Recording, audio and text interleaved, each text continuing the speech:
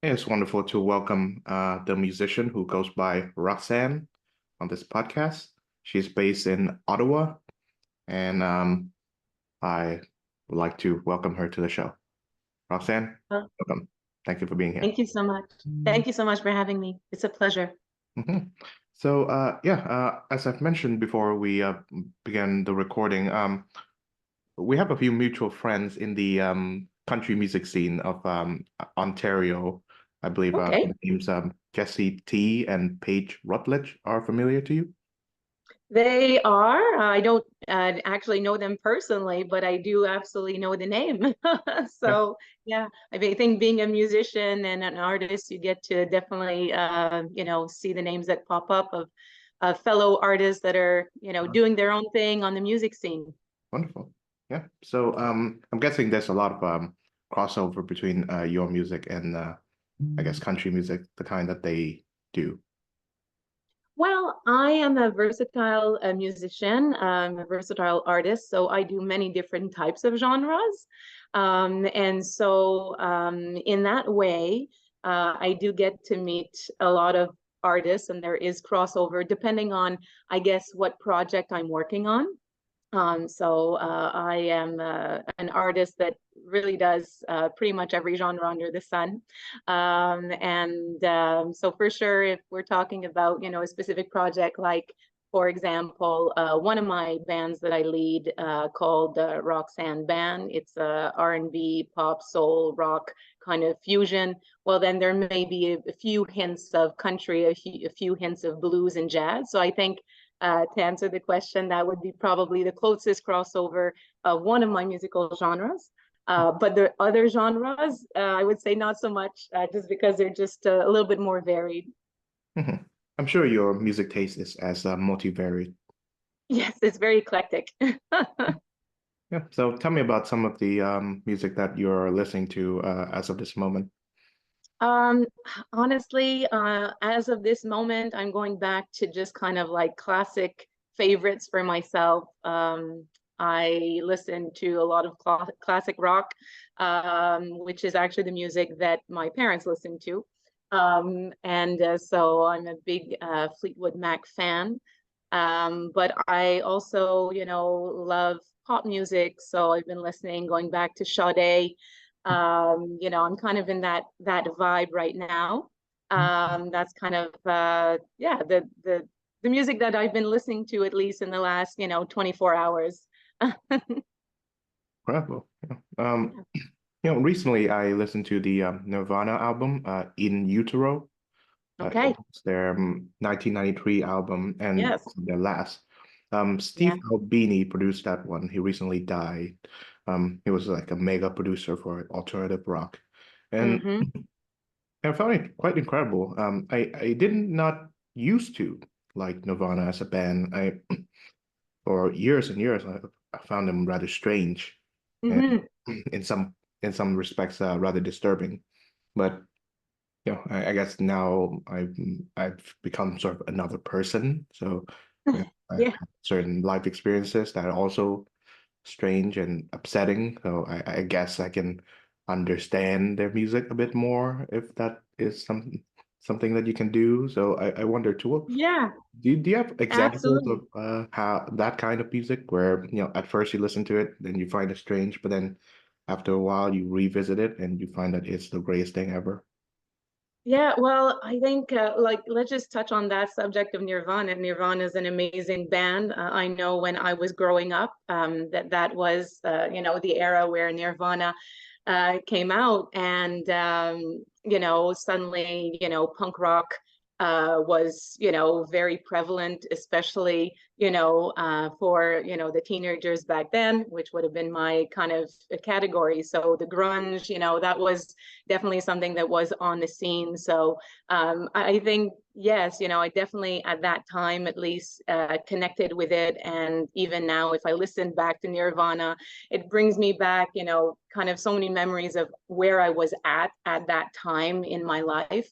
And I think that that's the beautiful thing about music is that, music, it it really does kind of create memories and you can foster that, and you can go back, where you can, hear a song and you can remember exactly where you were maybe the first time that you heard that song, or what kind of emotions and stages you were going through in your life, specifically when you connected with that specific song, and how even maybe years later, decades later, how it still kind of hits you emotionally in that same way, and how it sometimes is a reflection of, like, where you were at and where you are at now. I know that, as I mentioned, in my household, there was a lot of classic rock, and that was, what my parents listened to. So obviously, I grew accustomed to loving that music and feeling very comfortable with that style of music, which is interesting because in my own music as a singer-songwriter, you could see that there are definitely hints of classic rock, depending on again, if I'm talking about more the Roxanne band project.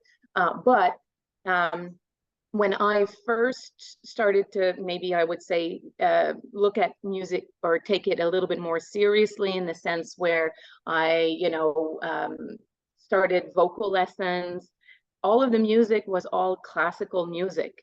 And that was something that I was not accustomed to at all. And because I was not accustomed to it, because my ear was not developed in tune to that music, I would say that I didn't like it at first at all. And I went to an art school. So, you had to grow accustomed to enjoying classical music and opera. But later on, I actually fell in love with it, and I did my studies as a classical and opera singer. And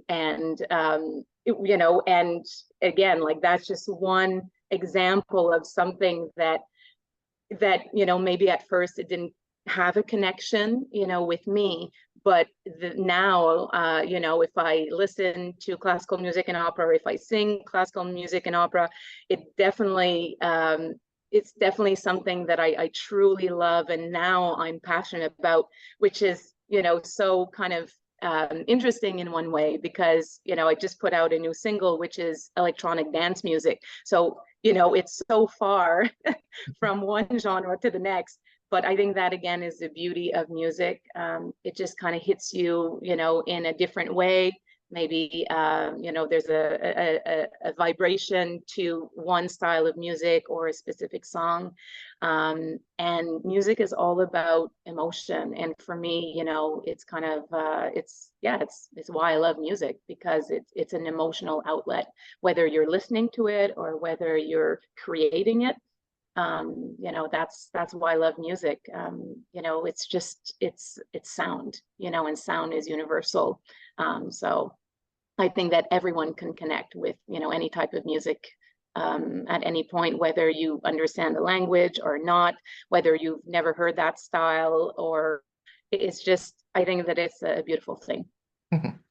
Yeah. So on the point of Nirvana still, I do believe that, their frontman, Kurt Cobain, he changed the way rock stars are being perceived. I think that kind of music that Kurt and Nirvana is doing is in some ways a reaction to the rock music that they see that as mainstream. So you have rockers who dress in elaborate outfit and have like wild stage presence, but Cobain is very subdued, and he does not have any distinct, I guess, appearance features.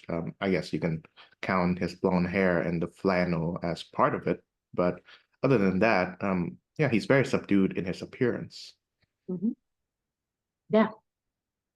So yeah, on the topic of classical music, it's very funny because I grew up in Vietnam, and I know plenty of people who are trained classical music, like instrumentalists. So you got Mhm. piano and violin. They are the most common ones.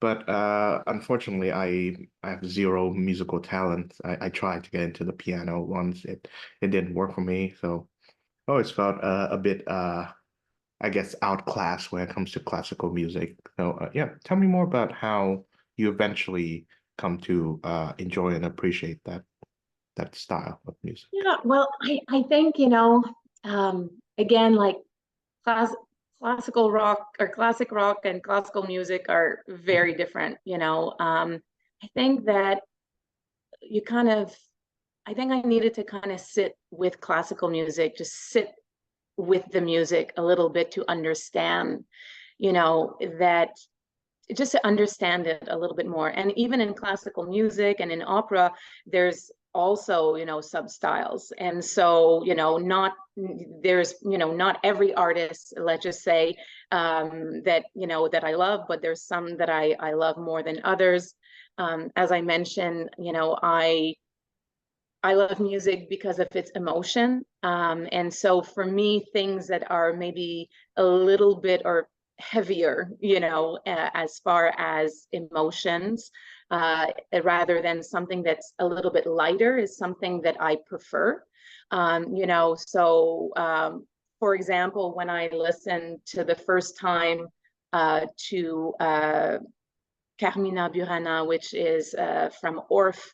And it's if you haven't listened to it, you have to just listen to it at least once in your life. It was just so heavy, you know, and it was just so emotional, and it was just so beautiful and so complex and so deep. Um, and when I heard that, I think that I discovered that, you know what, there may be certain classical songs that I maybe don't connect to as well as others, but this, I could definitely connect to this, you know, or if it's something like Mozart's Requiem, where you could hear, you know, you could hear the pain, you could hear that level of deep emotion, like that's something that I connect to automatically. You know, and for me, you know, that's something that's really beautiful. And so I think when I heard classical music that I connected with emotionally, that's when I actually started to like it. That's when I started to understand how complex it actually is. And then when we started, you know, in opera, where, you know, then, you know, you're doing a whole production. And, you know, I have had a chance to sing, you know, in courses on at the National Arts Center, also at Carnegie Hall in New York, where we were invited and we had won a competition. And also traveled, you know, it's like when it comes to a production world, it really becomes a world of its own. You have everything. You have music, you have dance, you have costumes, you have sets, you have directors. So it really, you know, you have a whole crew, a whole team, lighting. It is a production, and that's something that I also really enjoyed. So I really, I guess I just really learned to understand it, and I appreciated the world of classical music and opera so much more when I started to have that connection with specific pieces, you know, or, you know, um, specific composers.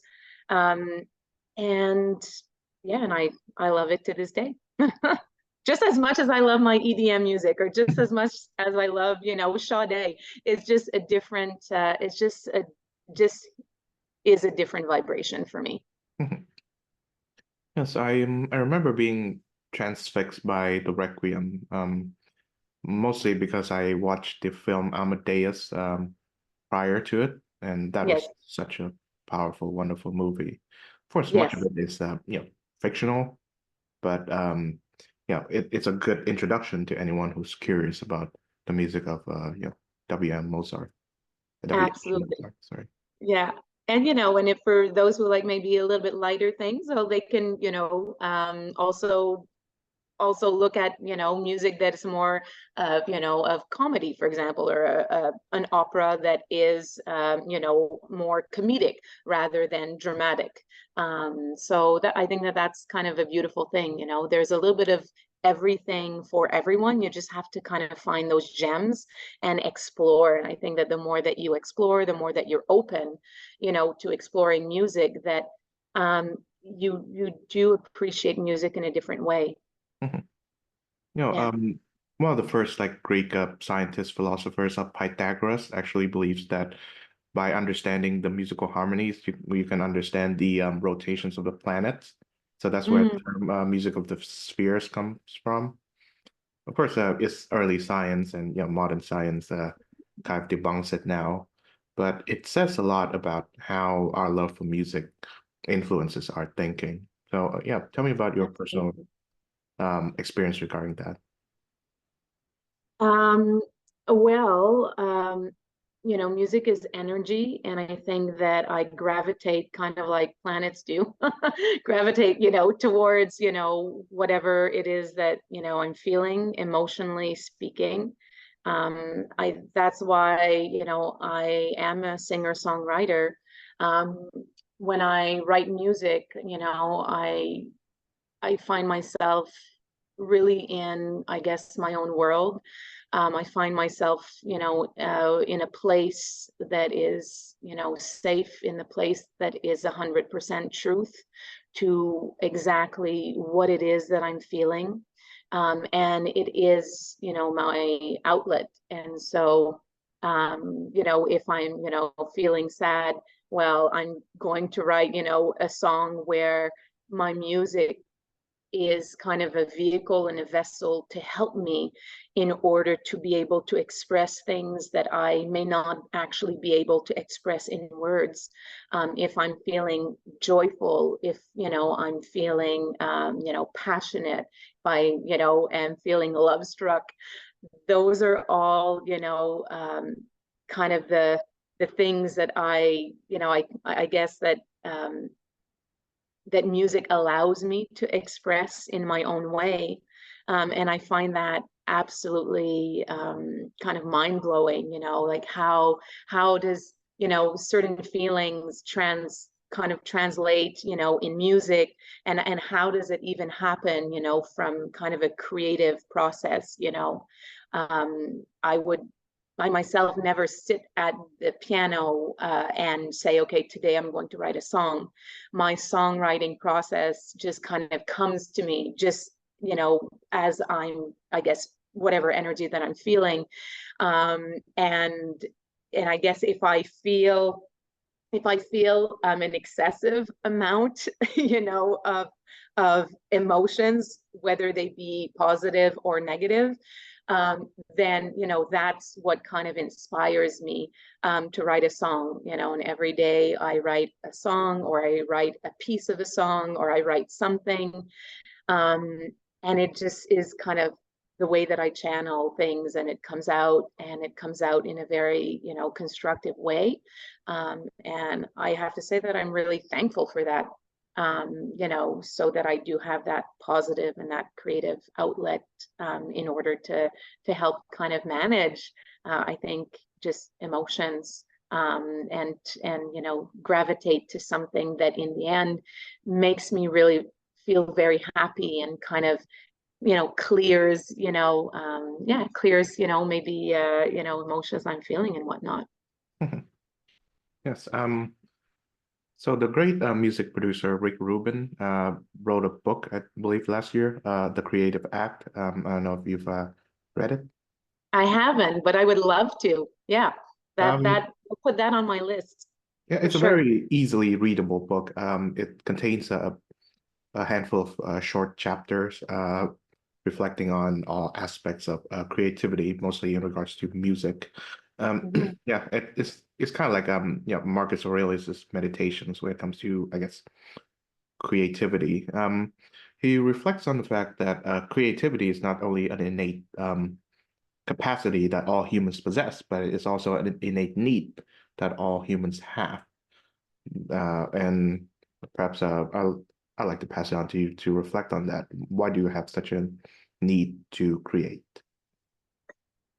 It's something that I didn't choose. I really feel like it's something that chose me, because, and I think everyone is good at different things, and so I think that there's creativity in anything, whether you work in administration or you work in music, there is creativity and everyone has creativity. I think that creativity is just kind of a perspective of how you think about creativity, right?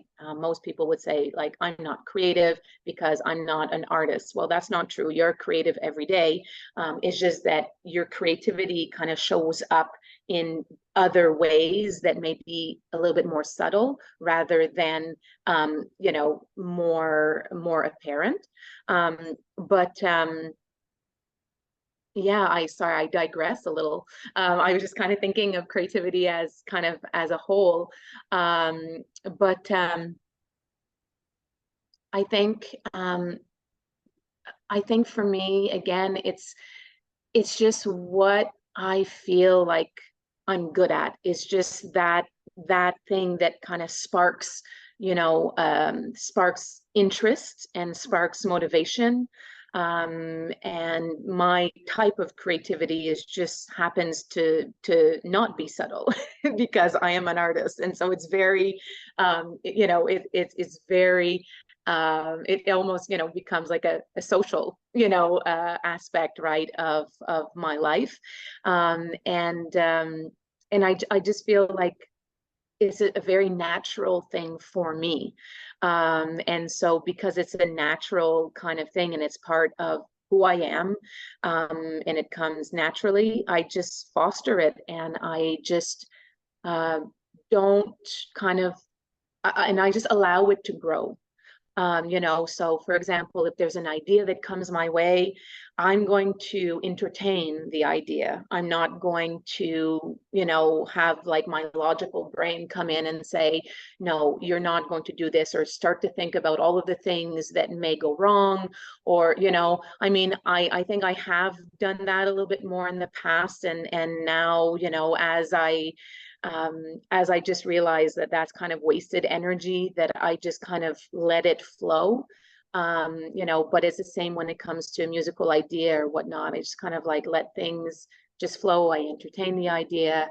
I celebrate it, and I just see, where it goes. And I'm always kind of very surprised, I guess, by the outcome, because I don't control where the creativity is going to go if I just let it be free. And that's what I do in my songwriting as well, and when I produce my music, that's what I do. I just kind of let the song or let the creativity speak for itself, and I just kind of let it do its thing. And then I kind of like participate, and I let it take the wheel, so to speak. Yes. I wonder, do your musical senses respond differently to music with lyrics versus music without lyrics? That's a great question. Um, I I would think so. I mean, I think that I respond differently to any music whatsoever, right? So whether it's instrumental or lyrics, I think when you have lyrics and you really listen to the lyrics, you get a narrative, right? So you do get some context, where even in a contextual way, you yourself are interpreting, what the narrative is, and everyone's going to have a slightly maybe different interpretation based on their own experience, because they're going to connect to the music in their own way. But when there is no lyrics, well, then I think because there's no narrative at all, that there's a lot more room for interpretation. And when you listen to music is an art upon which people can they can be transported, right? They get transported, either in the present, in the past, or like somewhere thinking of the future, which is a great thing. So I think when you have no lyrics, maybe you get transported in a world where there's the unknown, or maybe something that is of the past. When there is context, lyrics, for sure, I think that you connect, to maybe more of a story, or to a narrative of something that has happened, in your own life. Yeah, but I think either way, it's either way, it's interesting, and I think it's spontaneous. That connection is always spontaneous. So you never know, the result. You never know what your response is actually going to be. Yeah, one of the things that I'm doing recently is I listen to a song that I'm familiar with, and then I listen to the instrumental only version of it. Mm. The most recent one I tried to do is that Justin Timberlake song from the 2000s, My Love. That's the one Okay. Timberland, of course, produced. Mhm. Yeah, I listened to the song. Of course, it's a pretty good pop Great song. dance pop hit. Justin Timberlake has some like legal troubles going on with him as of this recording, but it's undeniable that he's one of the top dance pop artists.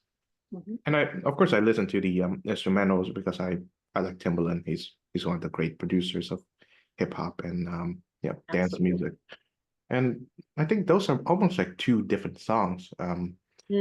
It I find it rather hard to fathom that they are part of the same project or something like that. And I come out of those two musical pieces feeling it very differently. And there are certain instrumental tracks that I listen to, like instrumental only stuff, that Mhm. I cannot imagine having like any lyrics being placed on it, because I believe that it would I guess it would alter the experience for me. Mm. That's very interesting. Yeah, absolutely. I could see that. I could totally see that. Okay, so let's talk about your latest dance pop hit, "Can't Stop the Feeling," which is Yes. also the name of a Justin Timberlake song. So Yeah, yeah, I know. Can't stop this feeling. Yeah. yeah, tell me the story behind that one. Yeah, well, honestly, it's just kind of a glimpse of an emotion. So very strong emotion, love, lust, very kind of raw, to be honest. And I just I just kind of just rolled with that feeling. You know what I mean? So it's not a whole story per se. It's really just a glimpse of that feeling of when you meet someone and, you feel like that deep connection, either of love or lust, and you can't like imagine yourself without that person, or when you're apart, you feel like it actually physically hurts because you want to be with that person, whole kind of heartedly. And so the song is basically about that strong emotion, and about you know um, being aware of when you're not with that person, that you can't. I think one of my lyrics is, I can't breathe when you're not with me. I can't sleep without you here. I can't think when you're away. There's nothing I can do to make it better. So that kind of is self-explanatory in that way, like quite literally, I kind of, I need to have you here with me, for me to be, for me to just, I guess, to be me. And that really is a song, in a nutshell, really. In the song itself, from kind of a musical perspective, and from a producing perspective, there are highs, there are lows. We kind of like scale it back, and then we bring it to full tilt, with kind of a more like EDM, floor on the floor vibe, and that is meant to be, to maybe to express or to showcase the emotions of being kind of like on this emotional roller coaster, when you feel like that raw hot love, and yeah, that basically is the song, is just celebrating that I guess that truth. Yeah, which brings me to this, which is perhaps more broadly defined than music. what do you suppose is the difference between lust and love? Well, I think there's a big difference. I think that people don't necessarily know right away. I think that love and lust initially can be confused. But again, this is just from my perspective and from my experience. I think that, um, you know, lust is definitely more geared from kind of a physical component, where you do need to have that, physicality with that person, where I feel that love, um, especially if you've been with someone for maybe a very, very long time, that of course, I think that that physical, component is always very important. But I also, know that love, can maybe consist of maybe less of a physical component, whereas lust is all physical component. At least that's the way that I understand love and lust.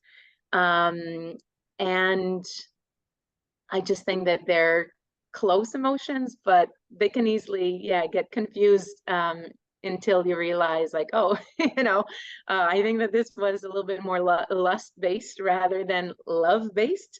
And that song, my new single, "Can't Stop This Feeling," is like 100% lust based. So it's all about that physical component and celebrating that, right, Yeah, as well. well, I appreciate the candor. Uh, You're very welcome. of course, Iggy Pop, one of my favorite rockers, had that one Mhm. song of his, "Lust for Life," as well as the album.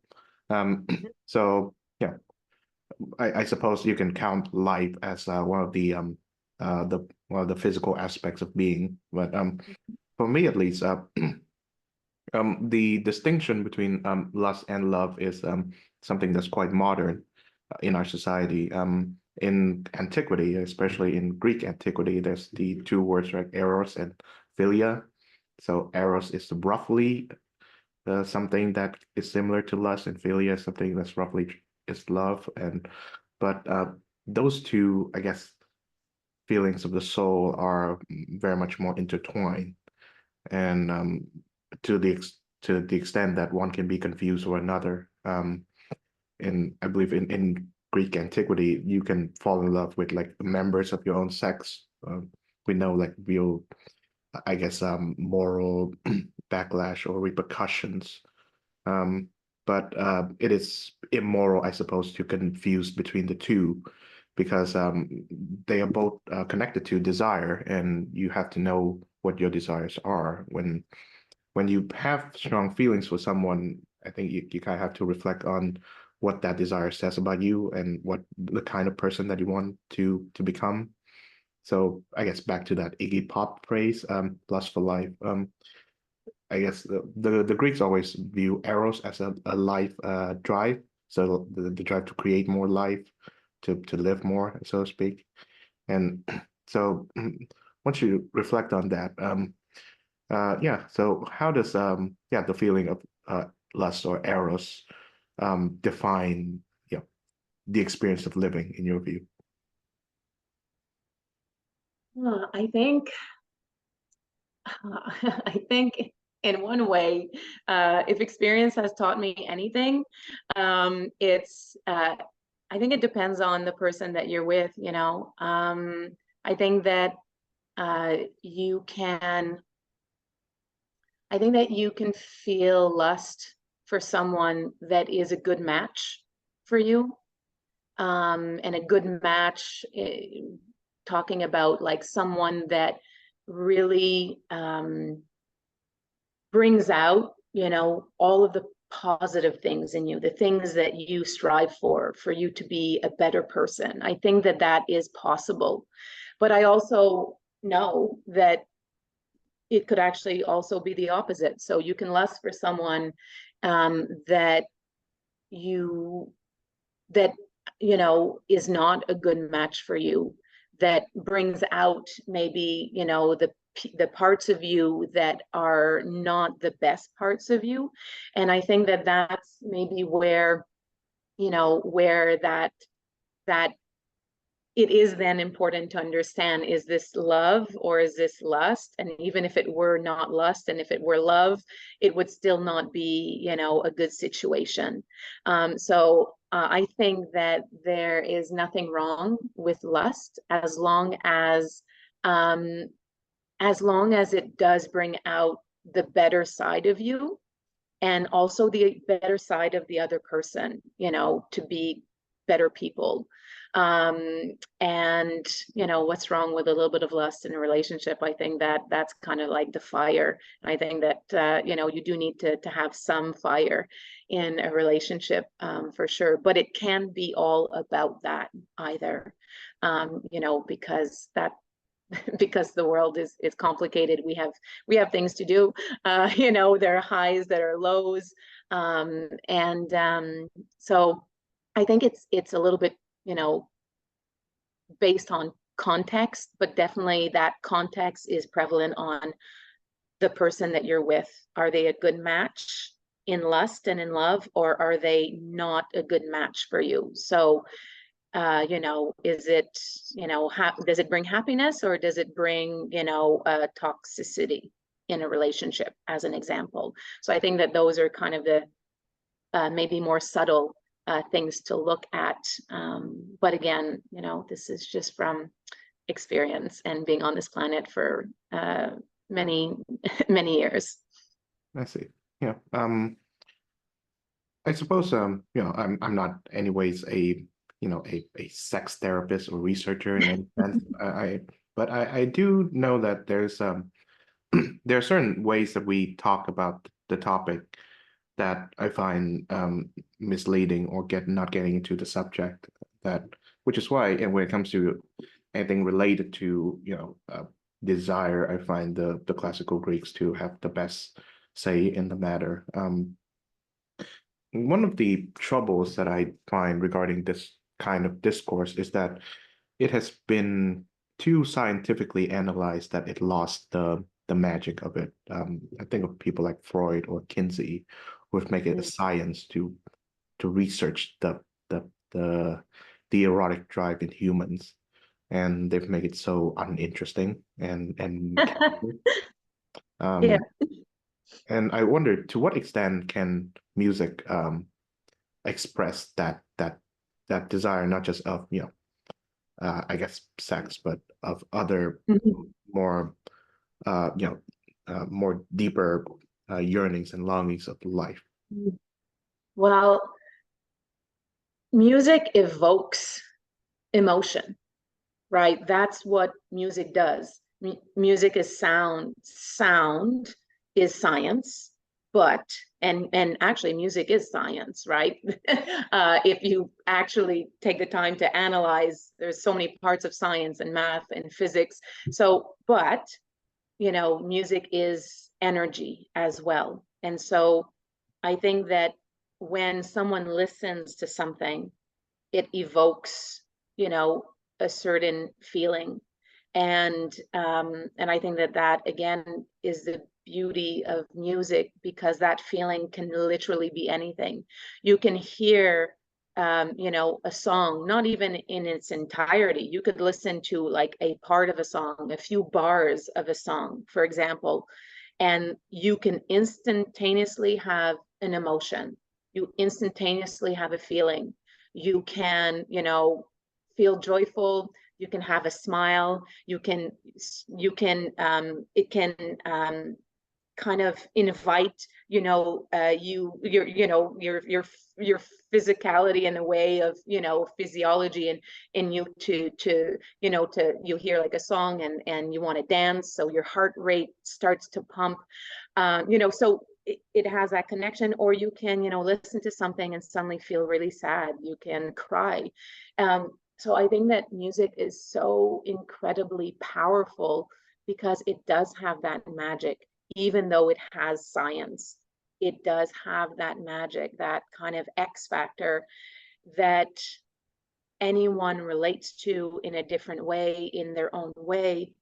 And I think that those emotions that people feel when they connect with music, I think that those are the real emotions. I feel like, you know, they're the emotions that people can connect with, that are under the mask, that, the social mask that, everyone, does wear or feels like they maybe need to wear at some times.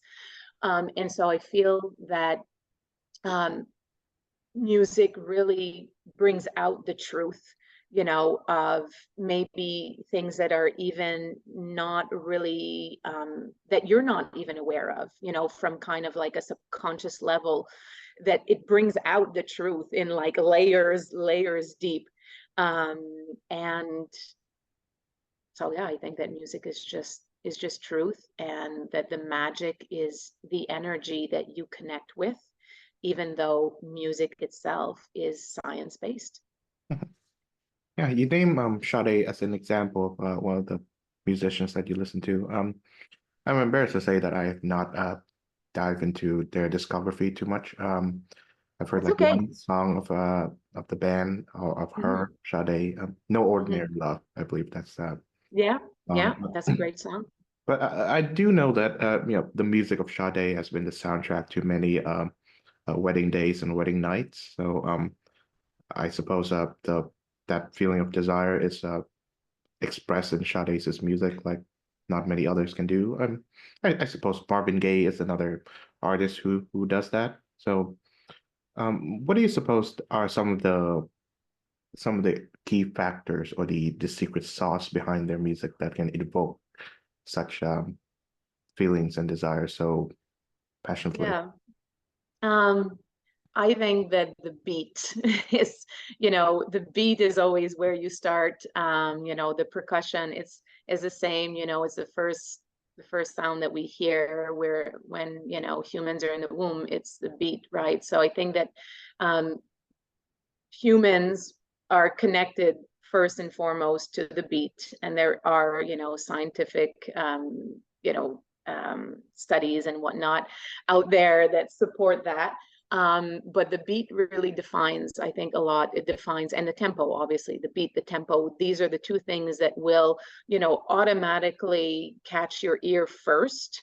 Um, and that, and when you listen to like Sade songs, not all of them, but generally speaking, the beat is always a little, always a little kind of laid back in one way, but at the front forward, it has a push and a pull.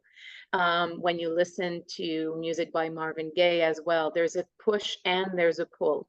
And rather than if you listen to, for example, electronic dance music, which, that is just right on the beat. It's a machine, right? And so I feel that when at least, and I can speak only for myself, but when I listen to Sade and Marvin Gaye, where there's a push and a pull constantly, and that creates this kind of feeling where, there are two people that are like part of this game, or whatnot. There are people part of this game. um, and and then, and so I think that that's kind of like the first thing that I listen to. And then, when you listen to their lyrics, obviously their lyrics are, based definitely on love. um, when you listen also to the production, has a lot of background vocals, even if sometimes your ear can't really pinpoint because it sounds like one, but there's a lot of background vocals in there that kind of create these layers of harmony. And that, and harmonies are luscious in itself. It creates, from a sonic perspective, it creates, a luscious sound, because you're adding more layers. So I don't know. I think, you know, I think that is pieces or elements that are part of the magic. But, when you listen to Sade's voice, when you listen to Marvin Gaye's voice, I mean, then there's their voice, right? Whatever it is that they bring, and no voice can be replicated, and that's, I think, the beauty is that it's so unique. Their voice specifically, just because we're talking about these two artists, but it's the same for all artists. Voices are so unique. And well, and again, the production team, they have top producers that produce, they know what they're doing, they know the magic sauce. And that's why I think it's their own, recipe, because obviously it works. And that's kind of a recipe I think that's used, when you're more kind of in the realm of like R&B music. Well, R&B is, is kind of that style of music where it's that kind of love zone. Whereas, another genre is maybe another kind of zone. But I think R&B is definitely a love zone that everyone maybe knows, or when you listen to it, you're like, oh, okay, this kind of hits me a little bit differently. It sets me in a mood. There's, and that's the thing, music creates mood. So, when maybe, feeling a certain way, you're going to go and you're going to select a specific playlist that's going to kind of nurture your mood, because again, music has that magic component, and it creates, helps us to try to channel emotion, and it helps us to connect with emotion, and it helps us to to express truly how we feel. Yeah. So I understand that many artists are concerned about the rise of AI in the creative arts, and I'm sure you're one of them. Yeah. I suppose a certain counterpoint would be that, well, uh, machines have been involved in almost every aspect of the creation of music, Yeah. and when it comes to genres like electronic and dance, it's almost every part of the creation process.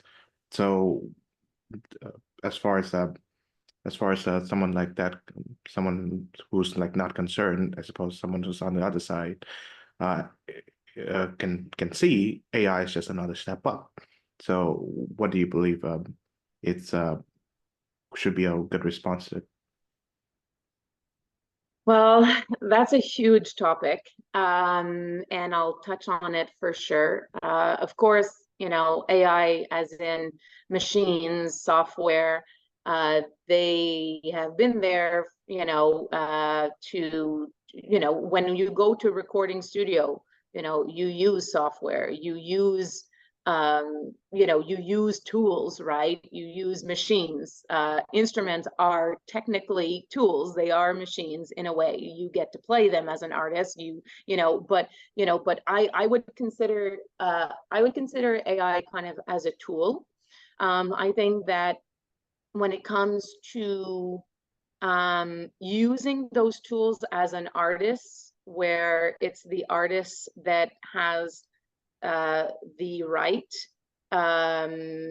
to create, and also that the artist is recognized from a financial standpoint as being the creator of the music. Then you know what, I think great, yes, let's continue to use those tools and whatnot. Because the reality, and I could speak at least as an independent artist, is that independent artists, it's very challenging. You can't, it does have its challenge financially speaking. You are, not a major artist on the kind of mainstream platform. So as independent artists, I think that, at least from my experience, you go to the studio, you pay for the studio, it costs money. You go and you create something, your own work.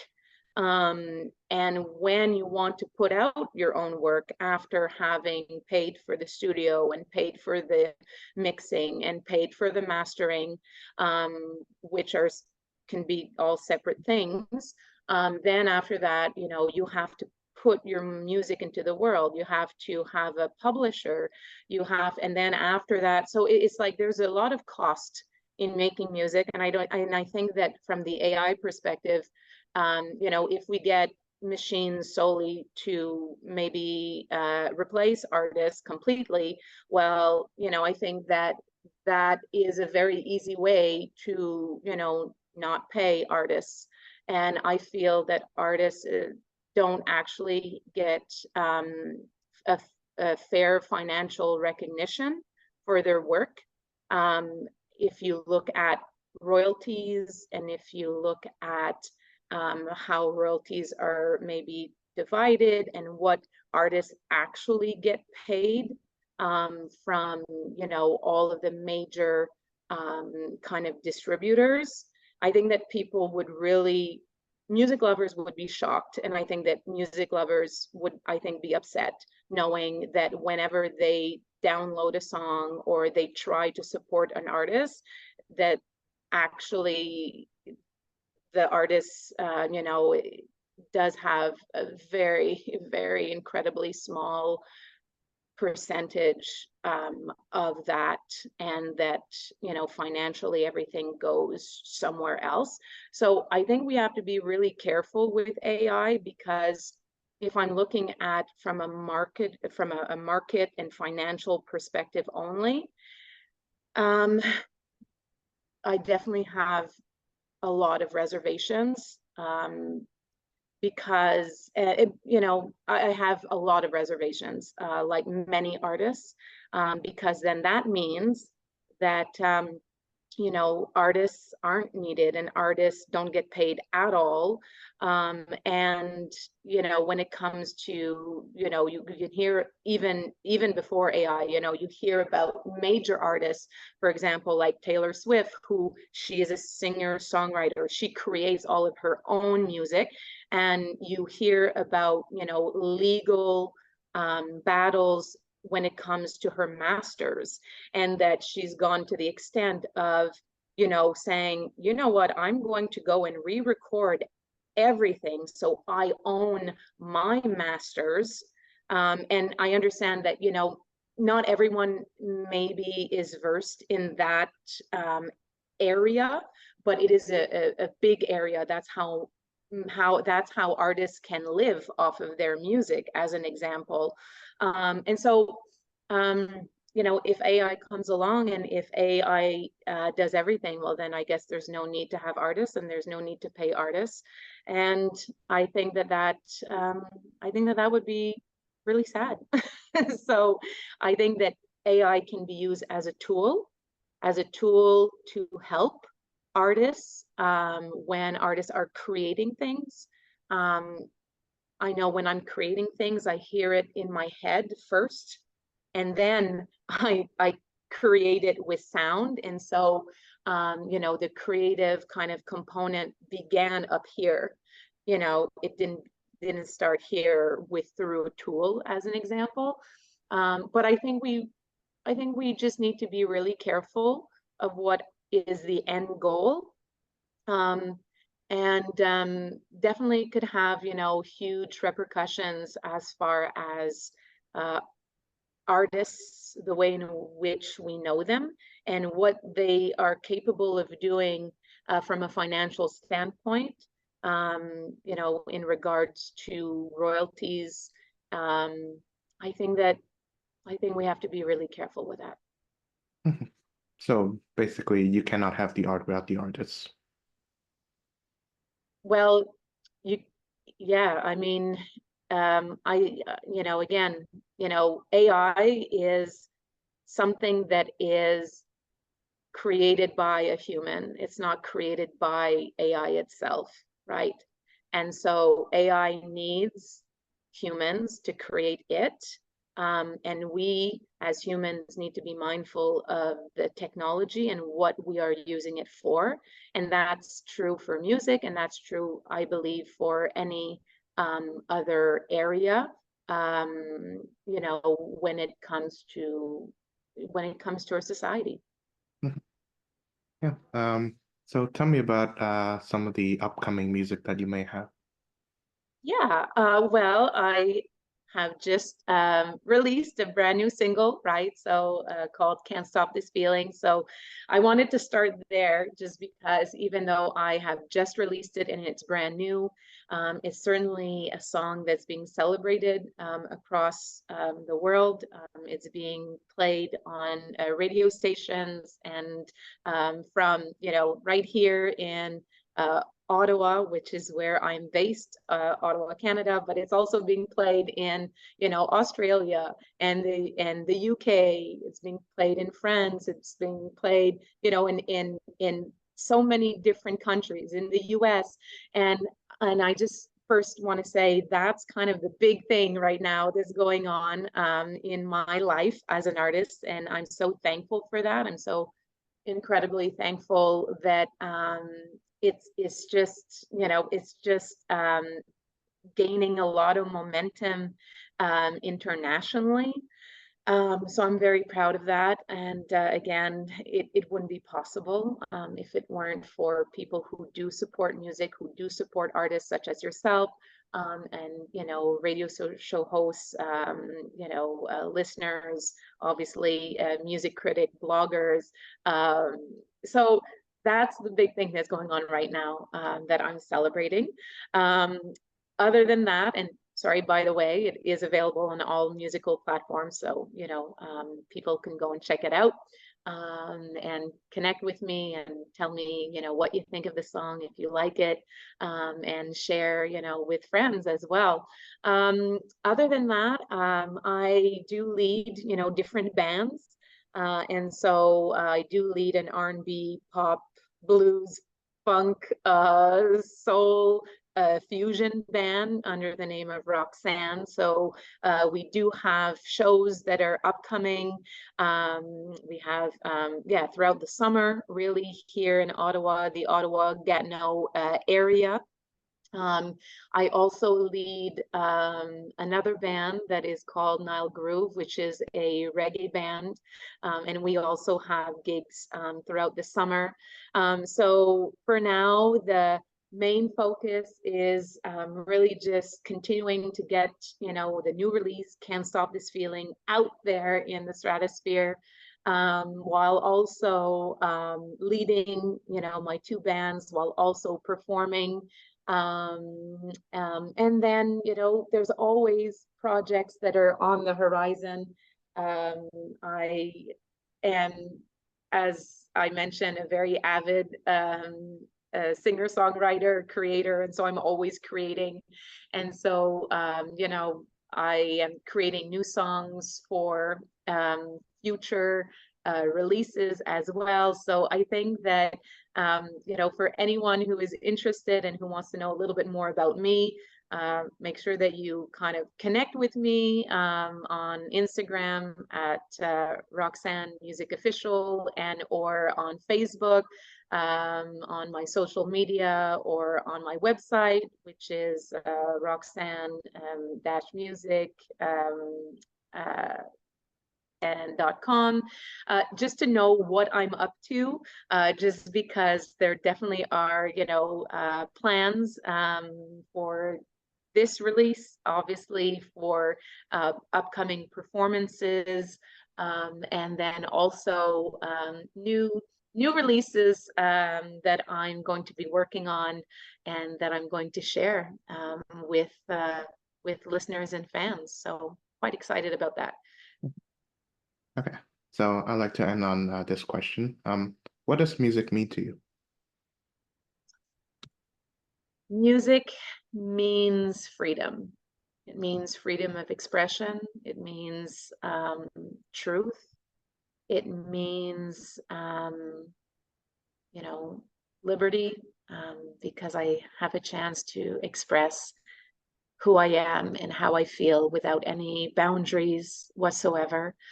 and to just express my truth. And so to me, music is a part of me, and it does actually mean everything, because music is a part of my life, whether from a creator standpoint, singer, songwriter, performer, producer, or even just someone who appreciates listening to other artists' music. Music is a community builder. Music is something, where as a music artist, I get to connect with other people, other artists, from different parts of the world, music listeners as well, music enthusiasts. And so, music, is kind of, society. It is family. Um, and I think that music in a nutshell is just music is love, really. I think that's what it comes down to. It really does nourish, our soul. And I know that, that might seem or sound, whatever the way it sounds, but I really think that there's truth in that. I think without music that we wouldn't have a chance to to have that connection, that deep connection with herself and her soul. And so I think that yeah, music is really that. It's all of that and more. Yeah. And I'm so thankful that I have music in my life. On that note, thank you very much, Roxanne, for being on the show.